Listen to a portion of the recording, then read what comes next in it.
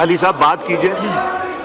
बहुत शुक्रिया जनाब स्पीकर साहब। इस पे चूँकि मैं पार्लियामेंट्री अफेयर्स कमेटी का मेंबर हूँ और साबिका इस वजारत का जिसको मोहतरम लॉ मिनिस्टर साहब चला रहे हैं, इसका एक अदना सा वजीर भी रहा हूँ। वहाँ इनके साथ कोई 1.5-2 घंटे बहस मुबाहिसा मैंने किया। अपने नुकात जो वहाँ रखे आपके सामने रखता हूँ और इस हाउस के सामने भी, और उसके बाद आप फैसला कीजिए कि क्या पाकिस्तान की पार्लियामान का ये काम है कि वो अपने सियासी मकासद के लिए एक सियासी जमात पार्लियामेंट को सुप्रीम कोर्ट पे हमला करने के लिए यूज करेगी। पहले मैं अपने कानूनी नुकात सामने रखता हूँ, फिर उस पर पॉलिटिकल 1 मिनट के अंदर बात करूंगा। पहली बात जनाब स्पीकर साहब ये है कि आप कानून साजी प्रोस्पेक्टिव करते हैं।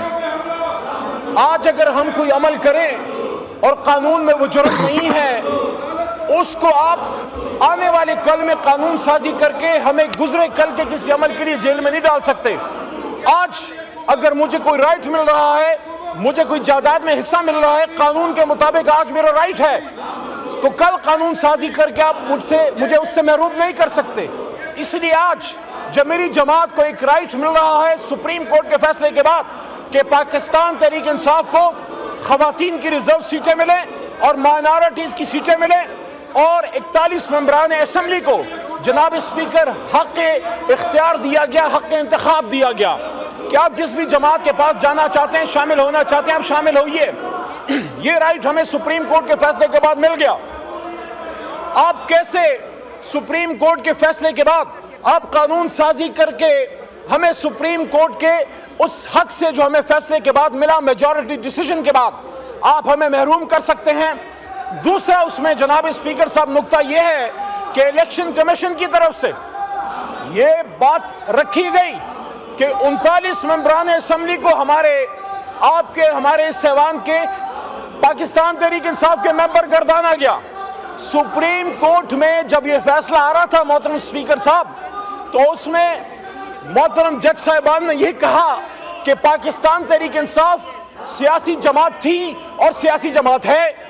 तो जब हम सियासी जमात थे तो मैंने इलेक्शन कमीशन ऑफ पाकिस्तान से पार्लियामेंट्री अफेयर्स की कमेटी में पूछा कि क्या जब इलेक्शन वाले दिन हमें हक हासिल था, सुप्रीम कोर्ट कह रही है कि तहरीक इंसाफ एक सियासी जमात थी और चीफ जस्टिस साहब ने यह बात की कि इलेक्शन कमीशन को हमारा मौक़िफ़ सुनने में और इलेक्शन कमीशन को सुप्रीम कोर्ट का फैसला समझने में गलती हुई, तहरीक इंसाफ एक जमात थी। तो स्पीकर साहब, इलेक्शन वाले दिन जब हमारे लोग तहरीक इंसाफ को वोट डालने गए, वहां बैलेट पेपर पे बल्ले का निशान नहीं था।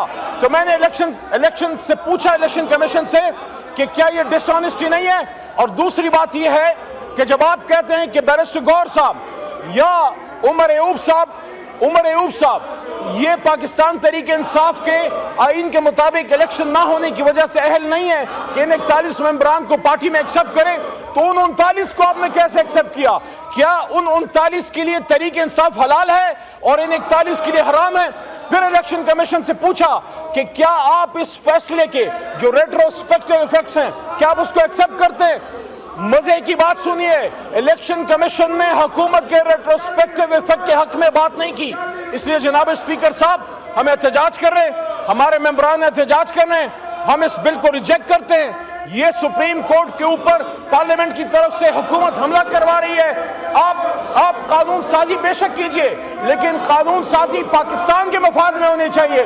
अल्लाह के 100 नामों के नीचे खड़े होकर आप तहरीक इंसाफ के मेंबरान असेंबली को तहरीक इंसाफ में जाने से रोकने के लिए और खवातीन मेंबरान असेंबली को यहाँ पे आने के लिए, उससे रोकने के लिए और अक़लियती मेंबरान के हक पे डाका डालने के लिए कानून साजी करें। इंशाल्लाह हम इसके खिलाफ सुप्रीम कोर्ट में भी जाएंगे और सुप्रीम कोर्ट से आपकी कानून साजी रद्द होगी, क्योंकि इसके पीछे पार्लियामेंट नहीं खड़ी, इसके पीछे एक सियासी जमात की फस्तायत खड़ी है। हम इसको रिजेक्ट करते हैं।